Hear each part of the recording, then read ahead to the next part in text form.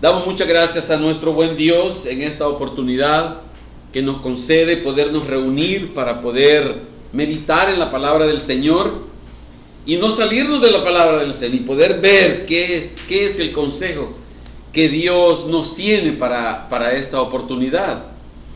Y hoy tenemos un tema bien complicado, fíjese, aparentemente, porque le hemos titulado a este mensaje siendo imitadores de Dios, como dando a entender que el estándar que nos ponen es bien elevado,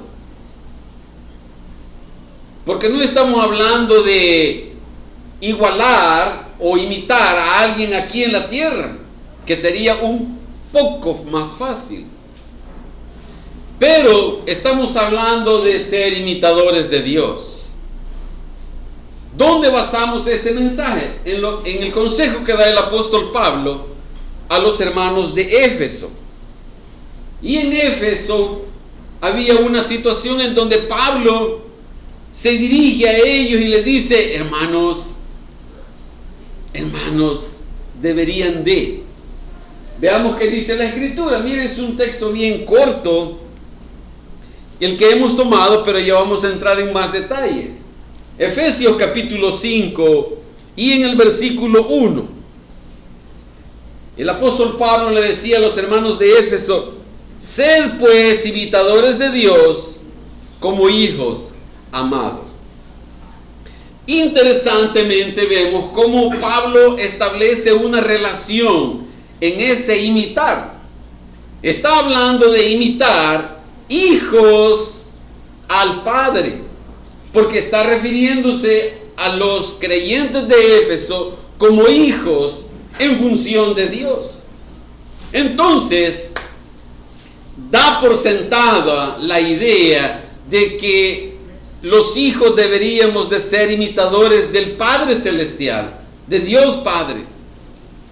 Así como en la tierra hay muchas cosas en donde los hijos deberían de ser imitadores de los padres, y en muchas otras en donde las mamás dirían: no, mi hijo que no imite eso de su papá. No, mi hija que no imite eso de su papá.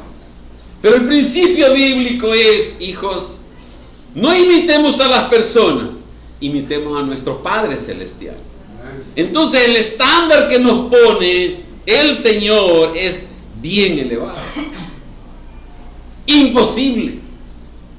Pero el hecho de que sea imposible no nos exime de la responsabilidad de procurar el ser imitadores del Padre Celestial. Sé que hay una gran diferencia, la santidad de Dios, la superioridad de Dios en función de nosotros como hijos. Pero ya vamos a ver en el desarrollo de este mensaje a qué se refiere el apóstol Pablo cuando nos dice: sed imitadores de. Bueno, a manera de introducción, lo que podemos decir es que hay algo que sucede en las personas y que desde el vientre de la mamá empieza a suceder un milagro. Y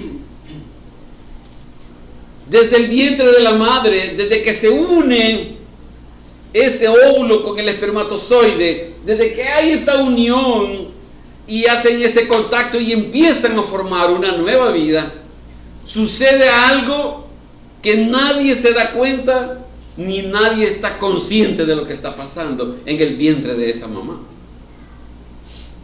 La mamá no se da cuenta, no siente que ya se contactó el óvulo con el espermatozoide. No, la mamá no siente nada. Eso es algo que se da por puro milagro de Dios. Pero ahí ya se empieza a formar algo. Se empieza a formar la personalidad de ese individuo, de esa niña, de ese niño, que más adelante lo vamos a conocer. Quiero leer una definición que encontré que me llamó mucho la atención en cuanto a lo que es la personalidad de alguien, y dice así, miren. Dice que es la tendencia, fíjense, estable de una persona a pensar, sentir y actuar de una determinada manera. Está estableciendo de que es algo que la persona se propone que debe de llegar a sentir y actuar de una forma determinada. Y dice que hay un componente en el constructo psicológico que explica nuestra personalidad y que está en nuestra materia prima biológica. Ahí está, de hecho, ahí está. Y se empieza a formar. Ahora bien, ¿cómo se influencia una personalidad? E inicia desde el vientre de la madre. Allí ese bebé, no, fíjese, mira, a mí me dio cólera hace algunos años, me molesté mucho cuando oí el concepto de un médico que, hablando de el embarazo de una señora, decía el producto que tiene ahí en su vientre. ¿Cómo qué producto? ¿Cómo qué multiplicación? No es un producto, es una persona que se está formando por la gracia de Dios. No es un producto, es una persona. No lo pueden matar, no deben de matarlo.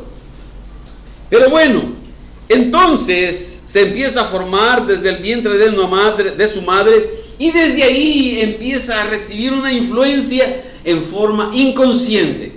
El bebé no dice, aquí mi mamá está tensa, aquí está haciendo, aquí está. El bebé no siente nada, no programa que está aprendiendo, pero sí lo está recibiendo.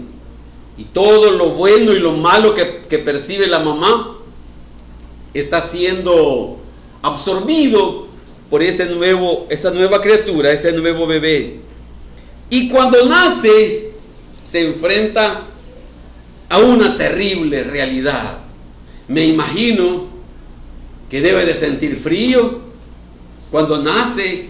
¿Por qué? Porque el lugar donde nace, lo normal, ¿verdad? Lo normal es que está en un lugar con aire acondicionado. Y viene del calor de su mamá, donde ha estado por 9 meses bien contento, feliz. Y siente ya algo extraño en su cuerpo. Y después le dan la nalgada, imagínense, si no llora. Así que tiene que ponerse las pilas a llorar para que no lo nalgueen desde que nace. Y entonces la cuestión es que empieza a experimentar algo cuando nace, que escucha los sonidos en forma diferente. Ya las caricias ya son diferentes, ya no está en ese líquido amniótico donde estaba bien caliente y todo apretado, ¿verdad? Ahora ya después está suelto. Y la cuestión es que la familia empieza a ser clave para este bebé en cuanto a la formación de su personalidad. Y ella percibe de su medio ambiente, de quienes le rodean, percibe cosas buenas y otras cosas desagradables. Mire, uno de padre se emociona cuando ve reír a los niños, pero el niño a veces ni sabe que se está riendo. Se ríen a veces por cosas que... Y uno dice, se está riendo conmigo. El niño ni cuenta se da. Y uno se emociona porque quiere que diga papá el primero. No, mamá no, papá. Mamá, dice el de... ¿Qué cólera le da al papá cuando no dice papá, sino que mamá? Pero este bebé empieza a recibir una influencia de sus padres y de sus hermanos, de sus tíos, de sus abuelos, del medio que le rodea, de lo que oye y ve en la televisión mientras lo ponen a dormir. Está siendo influenciado, está siendo impactado, pero llega un momento en su crecimiento, fíjese bien, llega un momento en su formación en donde empieza ya a mostrar su personalidad. Y ya después llega un momento en el que le dice al papá, no. Y él le dice, no toques eso. O vete para allá. No. Y empieza a sacar cosas que uno dice, ¿y de dónde sale todo eso? uno de padre piensa que sus hijos van a ser modelo. Piensa que, no, mi hijo no va a ser como aquel, el hijo de aquel papá. Mi hijo va a ser mejor, y va a ser bien obediente, y bien guapo, y bien bonita mi hija. Y después, ¿verdad? Y empiezan a salir cosas en ese niño, en donde toma sus decisiones, y toma actitudes, y va viendo de dónde se va formando su personalidad. Y aquí es donde viene el problema, mire. Que en la medida que va creciendo ese niño, y en la formación que los padres le hemos dado a ese niño, que él debe empezar a hacer comparaciones de lo que ve, de lo que oye, con lo que le han enseñado de la Biblia. Con lo que sus papás le empezaron a hablar desde antes de que naciera. En el vientre de la mamá le empezaron a leer los mandamientos. En el vientre de la mamá le empezaron a enseñar los cantos, los coritos, los salmos. Y lo llevaban a la escuela dominical. Y le enseñaron en la iglesia. Y entonces ese niño tiene que comparar lo que oye y lo que ve con lo que le han enseñado de la Biblia. Y ahí tiene que empezar a tomar decisiones y decir, no, eso no está bien. Porque eso a Dios no le gusta. El niño puede decir, yo no me acuerdo dónde está, pero yo lo he leído en la Biblia. O mis papás me lo leyeron. O en la escuela dominical me lo enseñaron. Y ese niño necesita comparar con las escrituras. Pero si sus papás no le han enseñado las escrituras desde pequeño, ese niño va a crecer siendo influenciado con una personalidad negativa ante los ojos de Dios. Ante los demás niños va a salir como el niño astuto, el más inteligente, el que puede burlar, el que sabe mentir, el que dice más malas palabras y no lo descubren. Pero ante Dios está siendo un niño normal. Ese niño, esa personalidad necesita empezar a moldearse desde que tiene uso de razón y puede comparar. Mire, hermano, esto que le estoy diciendo es clave, es medular en nuestro mensaje de hoy. Porque el niño, si no ha sido enseñado, no va a saber comparar. Lo que le enseñó la abuela, lo que enseñó el abuelo. Mire, tantas cosas que uno ve de otros niños que le filman el video y el niño diciendo la gran mala palabra y todos los papás celebrándoselo. Y qué bonito como se oyó que el niño lo hizo bien expresivo. Los mismos padres y abuelos celebrándole las malcriadezas. Celebrando que el niño ya se tomó el primer trago de cerveza. Imagínense. Para que se haga hombre. Qué absurdo. Nuestro tema de hoy es siendo imitadores de Dios. Y la pregunta que nos tendríamos que hacer es, ¿cómo imitamos a alguien que no vemos?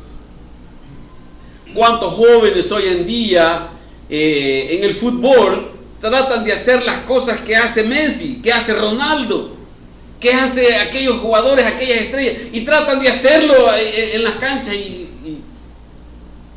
tratan de imitar algo que ven, algo que podrían tocar? Pero ¿cómo imitamos a Dios? ¿Cómo imitamos a alguien que no vemos? Pablo hacía un reto, un desafío, como queriendo decir, se la voy a poner un poco fácil. Primera de Corintios 11:1 nos dice, sed imitadores de mí, así como yo de Cristo. Entonces quiere decir que si él desafiaba a los corintios, los desafiaba a decir, imíteme a mí, pero hacía una aclaración. Así como yo, decía, soy imitador de Cristo. Entonces, si él está imitando a Cristo, quiere decir que quien lo imite a él va a imitar a Cristo.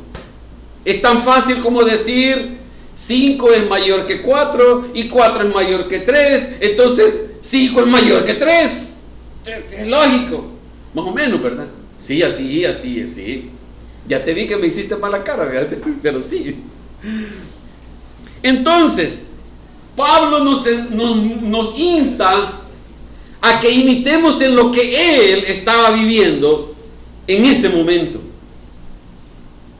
pero no en aquello que alguien podría haber dicho de él. Yo me acuerdo, Daniel, lo que antes hacías. Y eso no estamos llamados a imitar, lo de antes.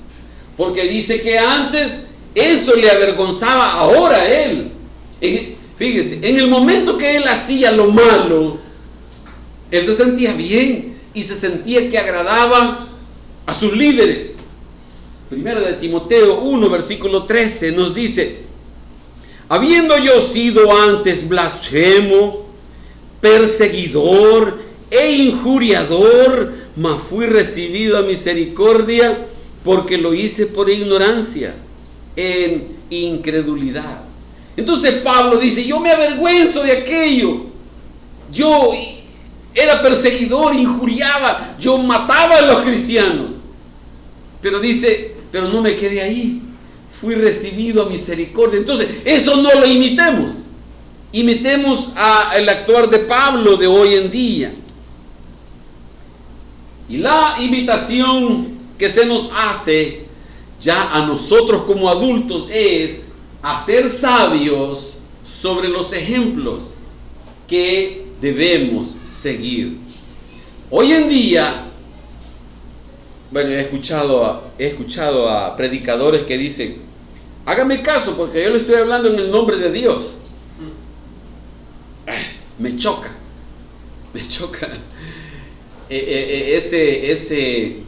esa aparente verdad, esa osadía cabal de más para presionar a las personas.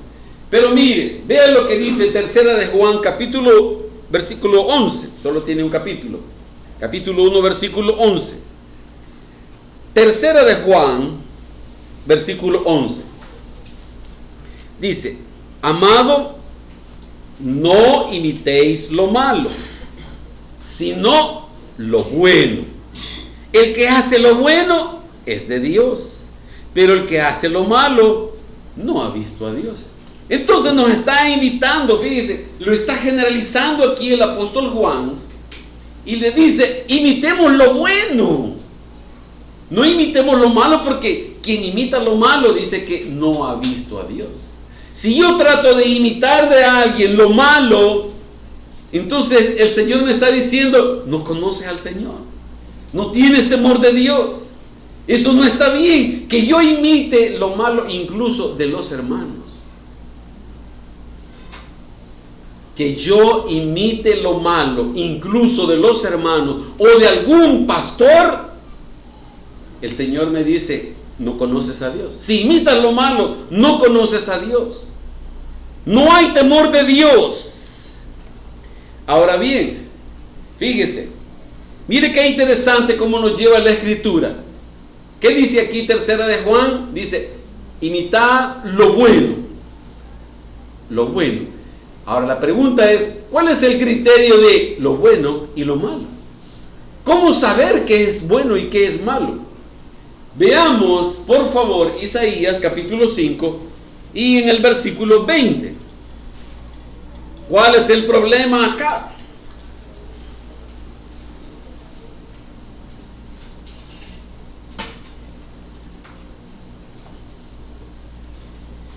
Isaías capítulo 5 versículo 20 nos dice: ¡ay de los que a lo malo!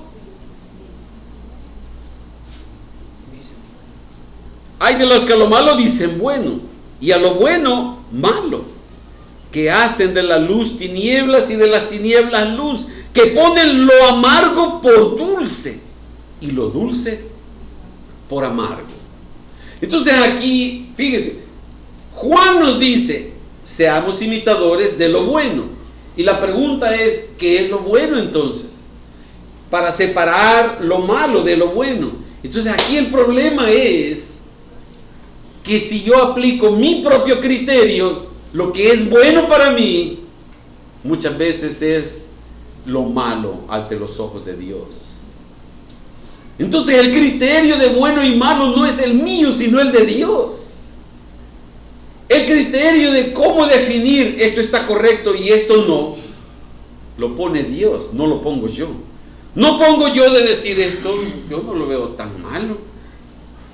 Si solo es una salida con una muchacha que no es mi esposa, pero solo por ir a tomar un café no es malo.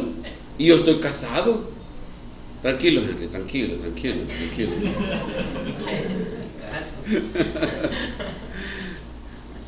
El problema es cuando yo me quiero justificar en lo que estoy haciendo.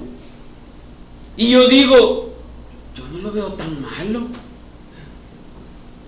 Pero entonces nos estamos exponiendo a la tentación. Y bueno, podríamos hablar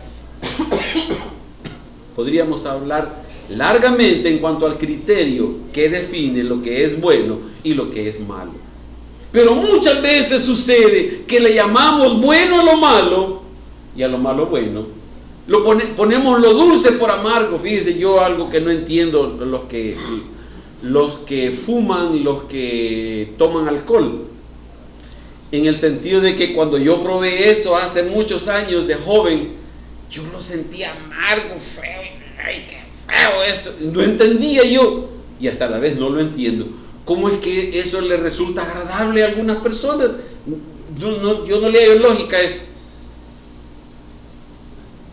Dios sabe. Pero lo ponemos por dulce lo amargo. Llega a ese punto el grado de pecaminosidad, de callosidad en el corazón, que justificamos. Justificamos y ya no imitamos lo bueno de Dios, sino lo bueno de las demás personas. Y ya imitamos, ve, aquel es casado, anda con la fulana y la esposa no se ha dado cuenta. Ese funciona bien actúa ese. Ve, este está robando aquí en la empresa y no lo han descubierto. Sabe hacer las cosas. Ya voy a ver yo cómo hace. Ya voy a averiguar cómo se roba. Y entonces empezamos a ver lo bueno al criterio de las demás personas. Nosotros estamos expuestos en cuanto a la formación de la personalidad en la necesidad de imitar cómo seguir, cómo imitar a Dios. El sentido de ser imitadores de Dios se refiere a cómo seguir los mandamientos del Señor. Porque lo que Dios ha querido decirnos está en este libro. Mire, hay muchos libros, buenos libros, y léalos, está bien, pero nunca se separe de las Escrituras. Puede leer cualquier libro de un buen escritor, pero no puede leer más otro libro que apartarse de las Escrituras. Está bien que lo lea, pero lea más las Escrituras. Entonces, cuando nos enseña ser imitadores de Dios, lo que está diciendo es, sigan los consejos bíblicos, sigan los consejos de Dios, porque nosotros encontramos en esta fuente encontramos quién es Dios, lo que Él piensa, lo que a Él le desagrada, lo que Él aborrece, actitudes, acciones. Entonces cuando la palabra de Dios nos insta a ser imitadores de Dios, nos está diciendo, sigan los consejos que están escritos y que ya conocen. Somos llamados a poder poner en balanza las cosas que vemos, las actitudes nuestras, con lo que dice la palabra de Dios. Mateo capítulo 7, versículo 20, nos lleva a hacer una evaluación conforme a los criterios de Dios, no a los míos. Mateo 7:20 nos dice: así que por sus frutos los conoceréis. Quien quiera que esté diciendo o haciendo cosas, el Señor dice: no, veamos los frutos.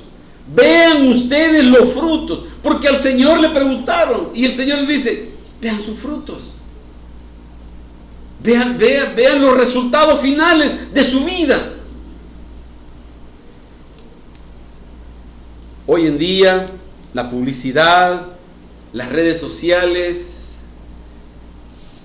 lo que la mayoría de personas hacen cuando no trabajan es estar mandando mensajes y viendo y cosas chistosas y se olvidan de la palabra de Dios. Y eso nos está haciendo, sin darnos cuenta, nos está metiendo una influencia sin darnos cuenta de cosas desagradables ante los ojos de Dios. Bueno, entonces, ¿cómo nosotros somos imitadores de Dios? ¿Cómo llegamos a imitar a nuestro Padre Celestial sin verlo? Sin tener el ejemplo de decir: ahí está el Señor, ahí está el Padre y voy a imitarlo a Él. ¿Cómo hacemos eso? Nuestro texto de hoy nos dice: sed pues imitadores de Dios como hijos amados. Bueno, la situación actual. Mire, qué desastre cuando vemos nosotros la realidad de muchos niños y de la mayoría de jóvenes.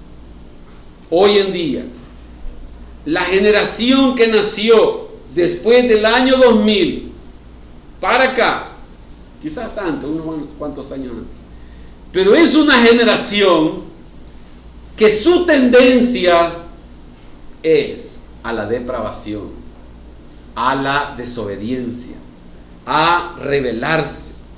Es una realidad que se inclina, es una generación que se inclina a desviarse de Dios. Es como que no le importa el orden, las leyes, la obediencia, la honestidad, el respeto. No le interesa. Está ausente principalmente porque muchos padres fracasamos en la responsabilidad de enseñarle a nuestros hijos los valores que enseña la palabra de Dios. Y entonces se desvían cada vez más y más. Hoy en día muchas figuras están saliendo y que, fíjese, actores, deportistas, cantantes, famosos que tienen hijos, que han vendido mucho y todo. Y en donde muchos jóvenes hoy en día: ay, cómo me encanta este cantante, ay, cómo me gusta este deportista. Revisen la vida de ellos. Drogadictos, homosexuales, lesbianas, alcohólicos, artistas, jugadores que son demandados porque violaron a una joven hace 4, 5, 10 años y son de los más famosos, son de los buenos. Y ahí está la generación de hoy en día queriendo imitar a esas personas, en donde su estándar es de que: ay, qué bonito lo que hace. A Elton John lo admiraban y todavía lo siguen admirando, y era homosexual. Pero es que canta o cantaba, que mire que... Pues sí, pero... ¿y entonces dónde están los valores? ¿Dónde está lo que le hemos enseñado a nuestros hijos? Para que sepan comparar Revise ese cantante qué hace en su vida. ¿Cuántos divorcios tiene? ¿Cuántos divorcios tiene? A ese actor, revise su vida, vea. Ahí está fácil encontrarlo en internet. Y cuando encontramos ahí, ya se ha divorciado 3 veces, 5 veces. ¿Y por qué se divorció? Porque él fue infiel a su esposa. Y entonces la esposa lo dejó. Pero esas cosas no le prestamos valor. No le damos importancia. Y esos son los valores. Esos son los falsos ídolos que están en los corazones de muchos de nosotros. Y ya no se diga ni de los jóvenes. No les importa ya eso. Ya no les importa el ejemplo y el temor de Dios. No les interesan los ejemplos de vidas piadosas, que tengan temor de Dios, que le sirvan a Dios, que le canten a Dios. No. ¿Sabe por qué? Son muy aburridos. Son muy insípidos. No están contextualizados. No, mire esa música así tan triste. Y entonces tenemos invertidos los valores. A lo bueno llamamos malo. Y a lo malo, a todos esos personas que nosotros los ponemos como nuestros ídolos, eso es lo bueno para nosotros. No nos interesan los buenos ejemplos. No nos interesan los ejemplos de Dios. Si alguien le dice, mire, va a haber un culto de jóvenes. No, es que yo iba a ir a la cancha. Es que yo tenía visita de la comadre. O yo voy a ir donde sé qué. No interesa. El problema es que esta generación que no valora los ejemplos de Dios, las vidas dignas de que nos ejemplifican la vida del Señor, el temor de Dios. Y entonces esta situación que está alejando cada vez más de Dios, y a veces van a las iglesias, y a veces están dentro de las iglesias, y hasta les sirven a Dios. Pero mire, llevan a una vida de ya no hay respeto. Ya no tienen respeto, hay una pérdida de valores. Ya hoy en día ya no se respetan las autoridades, y las leyes en general no le interesan a los jóvenes de hoy en día. Ven una instrucción de que dice no pasar. Pasemos. Y la policía muchas veces pone esa cinta que dice no pase. Pasemos. ¿Y qué nos van a decir pues? Y los derechos humanos, pues nuestros derechos, podemos. Ya no hay respeto a los padres, a los maestros, a las personas mayores. Hoy en día ya andar en el bus y que suba una señora embarazada. Yo entré primero, yo tengo mi derecho, yo he pagado lo mismo. Ya no hay respeto a los adultos, a los mayores, ya. Eso ya se perdió. Y mire, y va en decadencia. En donde cuando un adulto le dice algo a un joven, lo que le dice, ¿y a usted qué le importa? No se meta con mi vida. Mire, ni mi mamá me dice nada, ni mi papá me dice nada, y usted menos. Va en decadencia. Ya no hay respeto a la familia. Ya no significa nada la palabra honestidad, sinceridad, verdad. Ya nada. ¿Por qué? Porque nuestros estándares son todas esas personas pecadoras y que pecan abiertamente. Fíjese, ya no hay temor de que salió del closet, entonces ya salió el colegio, se sienten libres, entonces ya no les importa, ya no se esconden para nada. Y entonces el hecho de imitar ese tipo de vidas nos llevan a irrespetar a todo el mundo. Las escuelas ya no pueden disciplinar a los niños. ¿Por qué? Porque es prohibido. Ya el Ministerio de Educación ya dijo, no, mire, no lo debe de hacer. Y ni los papás pueden disciplinar a los hijos, imagínense. ¿A dónde vamos? ¿A dónde? Si un niño de 8, 10, 12 años, lo disciplinan con la vara, como dice la Biblia, y le dan cuerda a ese niño, los demás, anda a la policía, decirle a la maestra, decirle a la directora que te pegó tu papá, anda a decirle, se lo llevan preso, fíjese, y el niño bien tranquilo, ¿sí? Y el niño bien desobediente, llegó bolo, llegó con cigarros a medianoche, y no quería que le dijeran nada al niño, imagínense. Y entonces les pone el dedo ante la policía y se llevan preso al papá. Yo prefiero que me lleven preso, no me importa. Pues sí. Pero el punto es que es una generación en donde está perdiendo los valores. Es más, ni los conocen. No respetan, no hay nada. Ya en forma abierta, ese muchacho de 12, 14, 15 años ya llega a la casa con un cigarro. ¿Y qué? Pues, me lo dieron, no es mío, es primera vez. Y mentira. Ya los jóvenes de ahora no quieren que les revisen sus libros, sus cuadernos, su bolsón. No, ¿y para qué? No, si es que es mío. Respete mi privacidad, mamá. No me toque esto es cosa mía. Y tengo bloqueado mi teléfono, ya le dio teléfono también. Y entonces lo tengo bloqueado para que mi mamá no me lo vea, ni mi papá no me lo vea.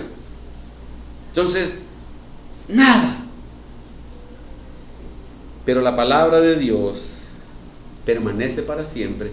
Y es la misma que hace 2000 años nos dijo, sed imitadores de Dios. En la misma palabra es que no cambia independientemente de la generación que hoy en día se está desviando.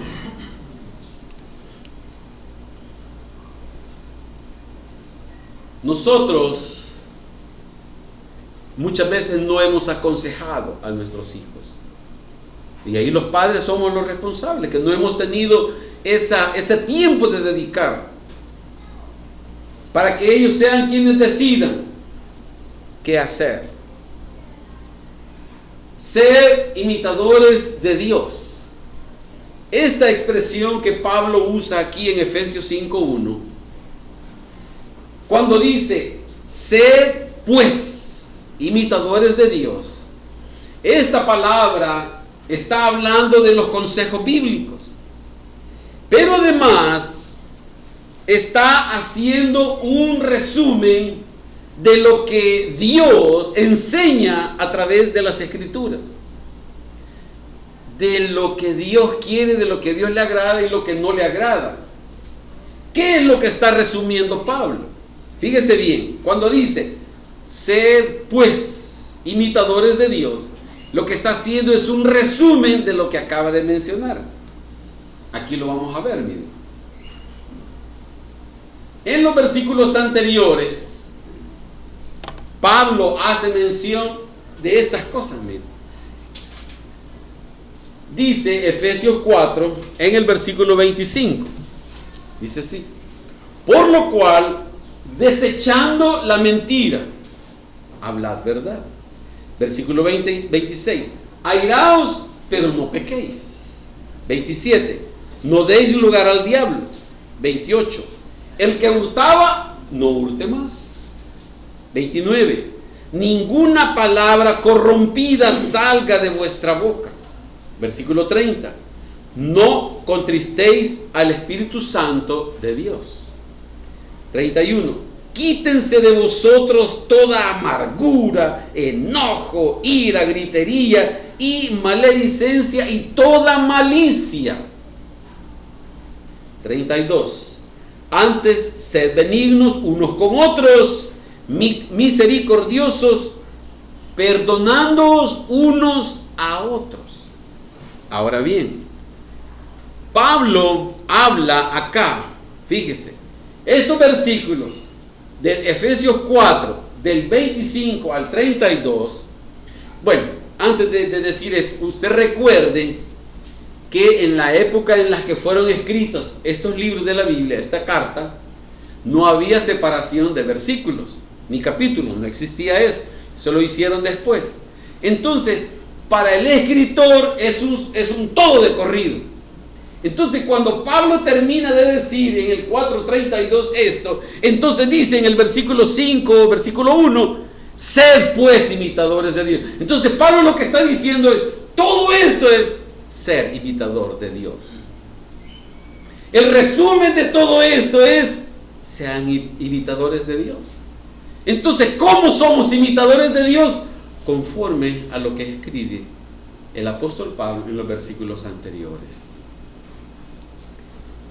Desechando toda mentira. Una de las cosas que más nos aflora de la boca así instantáneamente es la mentira. Y aquí ya no estamos hablando solo de los jóvenes de esta generación, sino que ya estamos hablando, porque fíjese, ¿a quién le está escribiendo Pablo esto? No dice que solo los jóvenes, se lo está escribiendo a la iglesia en general, a la iglesia de Éfeso, que se supone que era la más espiritual, la de Éfeso. Imagínense, y Pablo les está diciendo, no sean mentirosos, desechen la mentira. A los más espirituales Pablo les está diciendo, no sean iracundos. Pueden airarse, pero sin pecar. Fíjese, la ira no es pecado, hermanos. La ira no es pecado. El hecho de sentir la cólera, eso no es pecado. Ese brote de molestia. El problema es cuando estallamos y sacamos a flote esa ira, esa cólera, ese enojo. Y entonces ofendemos a quien tengamos a la par, a quien nos haya ocasionado la cólera. Y entonces explotamos y entonces llegamos al pecado. Dice además que no demos lugar al diablo. ¿Cómo es eso? ¿Los creyentes le dan lugar al diablo? Estamos hablando de los hermanos en Cristo. Hermano, a mí me choca eso. Me causa algo que no lo razono con facilidad. ¿Cómo yo le doy ocasión al diablo? No es que se me mete el diablo, no está hablando de eso. No está hablando de que el diablo me agarre la mano y me hace que yo le pegue a mi esposa. No hace que yo diga una mentira el diablo y me mueva la boca y salga un sonido. No está hablando de eso. Está hablando de que yo no le dé lugar en el sentido de permitir que hacer cosas que le agradan al diablo. ¿Cómo le decía el Señor Jesús a los judíos en el Evangelio de Juan? Vosotros sois de vuestro padre el diablo, y los deseos de vuestro padre queréis hacer. Él ha sido homicida y mentiroso desde el principio. Entonces yo le doy ocasión al diablo cuando permito que esa influencia fluya en mi interior y ofendo al Señor. Entonces, ¿qué más nos dice? Ninguna palabra corrompida salga de vuestra boca. ¿Sabe qué implicación tiene esa palabra corrompida en la Biblia, en el griego? Dice que es una palabra podrida. Esa implicación tiene del lenguaje griego. Ninguna palabra podrida salga de vuestra boca. Nada podrido es bueno. No es correcto, no es agradable. Y dice que Eso es lo que yo expreso cuando yo soy mal hablado, cuando yo digo malas palabras, cuando yo digo mentiras. Estoy hablando podredumbre. ¿Y de dónde salen las palabras? De la abundancia del corazón. Entonces, si yo hablo esas palabras corrompidas, estoy sacando de lo que abunda en mi corazón. No contristar al Espíritu Santo de Dios es no obedecer una vida pecaminosa. Cuando yo vivo en pecado, ya sea a escondidas o que me vea mi familia, estoy contristando el Espíritu, porque estoy viviendo, o sea, ya no es un desliz en donde yo caí en esto, sino que ya es algo en lo que yo vivo normalmente. Y eso me produce un vivir en pecado, contristando el Espíritu. Bueno, fíjese que bien interesante el versículo 31, porque en el 31 abarca más cosas. Dice: quítense de vosotros toda amargura, enojo, ira, gritería y maledicencia y toda malicia. La amargura, dice la Biblia que es, esta amargura, dice que es una palabra que implica veneno. Entonces, que yo quite la amargura de mí es que yo quite el veneno que expresa mi voz cuando yo quiero ofender a alguien. Yo me siento dolido por algo y entonces eso me lleva a querer sobrepasar el nivel del daño que me hicieron a mí. Entonces yo quiero decirle cosas hirientes, que le duelan más de lo que a mí me dolieron. Entonces, fíjese, Pablo no está diciendo, mire hermano, mire, póngame atención en esto, mire, abra sus ojos, póngame atención, fíjese bien. Mire, Pablo le está diciendo aquí al creyente, a nosotros nos está diciendo, quítense eso. No está diciendo, sí, el problema es aquel, sí, el problema es aquella que te ocasionó, la que te hizo esto, el que te hizo. No, ese no es el problema. El problema me lo está diciendo a mí, que yo soy el que debo de quitar de mi vida estas cosas. Entonces me dice a mí, quítate la amargura. Sí, yo sé que te ocasionó un daño, yo sé que te dolió lo que te hicieron, pero quita la amargura de tu vida, de tu corazón. Quita el enojo de tu corazón. La amargura, se me escapaba aquí, es producto de un corazón dañado. Fíjese, repito, el problema no es quién ocasionó lo que a mí me produjo el daño, la amargura, sino a mí me está diciendo el Señor. La amargura es producto de un corazón que no ha sido sanado. Muchas veces yo lo he visto con mi esposa. Voy a aprovechar que no está aquí, pero lo voy a oír después. El hecho de que criticamos a veces a las esposas por lo hirientes que a veces son, ellas saben cómo dañar al hombre, al esposo, saben, conocen, sí, conocen, bien saben, por eso se ríen las esposas, fíjense, bien saben las mujeres, bien saben cómo herir, porque la mujer es como vaso, ¿qué dice? Más frágil.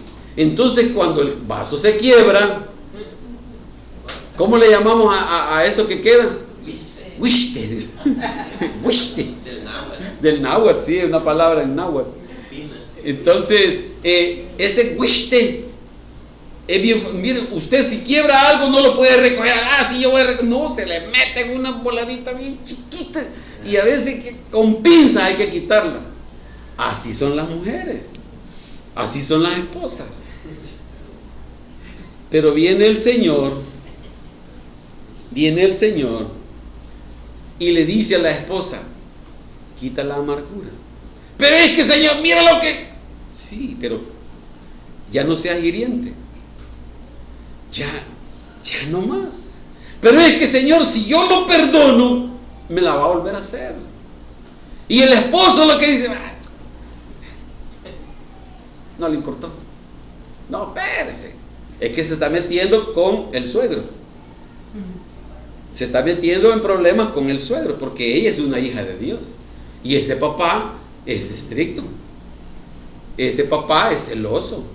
Entonces, si yo ofendo a la hija de Dios, que es mi esposa, me estoy metiendo en problemas con mi suegro, que es Dios, mi suegro, es hija de él. Entonces, no quiero problemas con mi suegro.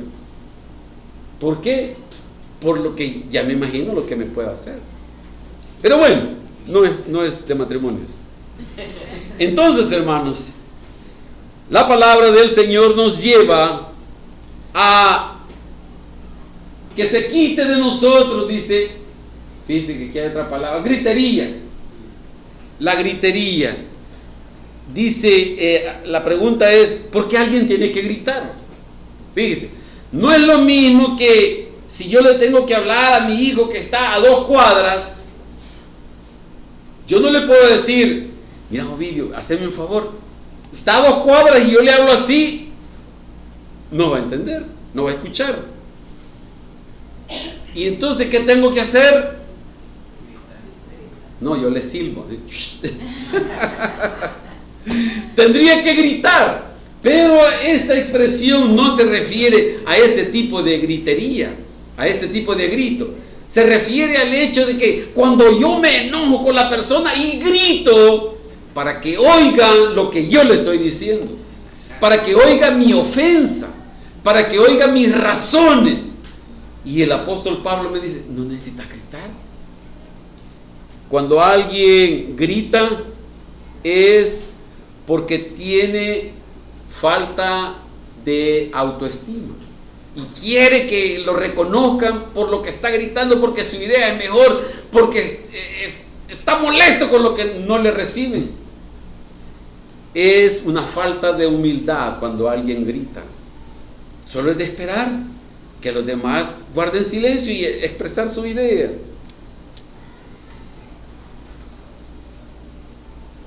Hay tanto que pudiéramos hablar de todas estas expresiones en cuanto a dice que necesitamos no ser maledicencia, esa palabra, esa no está hablando solo de maldecir, de que yo te maldigo, no, está hablando de mal hablar, de un decir mal, hablar en mal o decir cosas malas a alguien. Y además nos termina diciendo que seamos benignos unos con otros y misericordiosos y perdonándonos unos a otros. Todo esto implica ser imitadores de Dios como hijos amados. Entonces, hermanos, nosotros necesitamos reconocer el consejo de Dios que nos manda a ser imitadores en todo esto de nuestro Padre Celestial. Las Escrituras hablan de quién es nuestro Señor Jesucristo. En Juan 5:39 nos dice, escudriñar las Escrituras porque a vosotros os parece que en ellas tenéis la vida eterna y ellas son las que dan testimonio de mí. Las Escrituras, leer las Escrituras es donde encontramos el testimonio de nuestro Señor Jesucristo. Lucas capítulo 24 y versículo 27 nos dice, y comenzando desde Moisés y siguiendo por todos los profetas, les declaraba en todas las Escrituras lo que de él decían. Esto es en el camino a Emaús. Las Escrituras entonces, ¿de quién hablan? De nuestro Señor Jesucristo. Y en Juan 1:14 nos dice, y aquel verbo fue hecho carne y habitó entre nosotros y vimos su gloria, gloria como del Hijo unigénito del Padre, lleno de gracia y de verdad. El verbo, la palabra expresada de parte de Dios, se hizo carne y está hablando entonces de nuestro Señor Jesucristo. Entonces, hermanos, ¿cuántos de nosotros podríamos decirle a nuestros hijos, los esposos, cuántos de nosotros podríamos decirle a nuestros hijos, hijo, sé imitador de mí, así como yo lo soy de Cristo? ¿Cuántos de nosotros los esposos podríamos decirle a nuestras esposas, mi amor, sé imitadora de mí, así como yo de Cristo? ¿Tendríamos ese valor? ¿Tendríamos ese valor de decir, imítame? ¿Qué imitarían nuestros hijos? ¿Qué imitarían las esposas? Deberíamos de poder decir, sean imitadores. Pero es un mandato de Dios.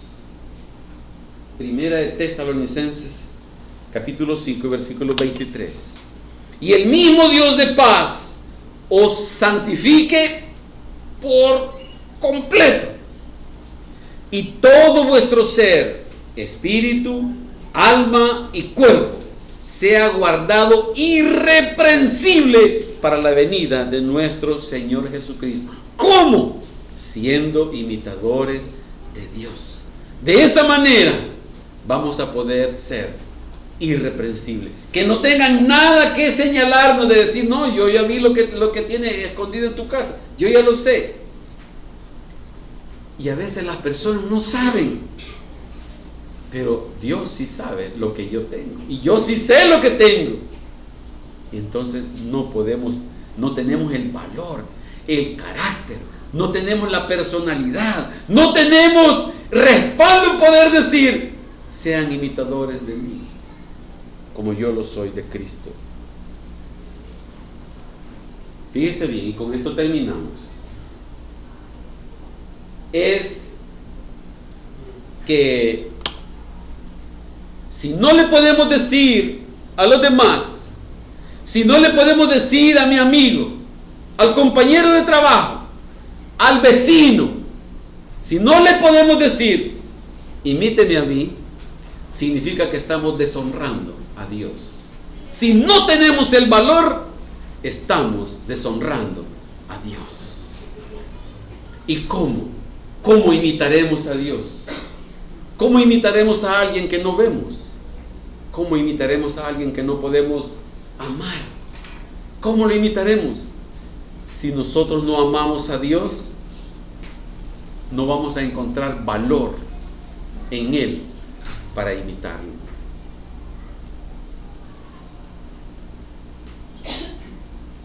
El mensaje de hoy ha sido siendo imitadores de Dios. Si algunos de los que estamos acá estamos faltos, es de decirle, Señor, perdóname porque he recibido en mí ideas y me están llevando a hacer cosas que te deshonran, Señor. Perdóname. No te puedo imitar, no puedo seguir tus consejos, no puedo seguir tu palabra. Y necesitamos que Dios haga un milagro en nuestras vidas, en nuestros corazones. Oremos, hermanos. Padre, en el nombre de Jesús te damos las gracias porque tú eres Dios, el Dios todopoderoso. Señor, gracias porque sabemos que tú nos conoces. Señor, en el nombre de Jesús te damos gracias porque no nos pagas conforme a lo que merecemos. Señor, perdónanos. Perdóname, Señor, por no ser imitador del Padre. Perdóname, Señor, por ser un mal ejemplo. Perdóname, Señor, porque no tengo el valor de decirle a mi esposa, sé imitadora de mí. Perdona, Señor, a aquellas esposas que no tienen el valor de decirle a su esposo: sé imitador de mí. Perdónanos, Señor, a los padres que no tenemos el valor de decirle a nuestros hijos: sean imitadores de mí. Perdona, Señor, a los jóvenes que se están desviando. Se están desviando, Señor, en esta generación maligna y perversa. Y a escondidas, Señor, te están deshonrando con intenciones malignas. Señor, que a escondidas están practicando algún pecado. O incluso algunos ya desafían a sus padres, a sus abuelos, y no les importa que se den cuenta que llevan una vida pecaminosa.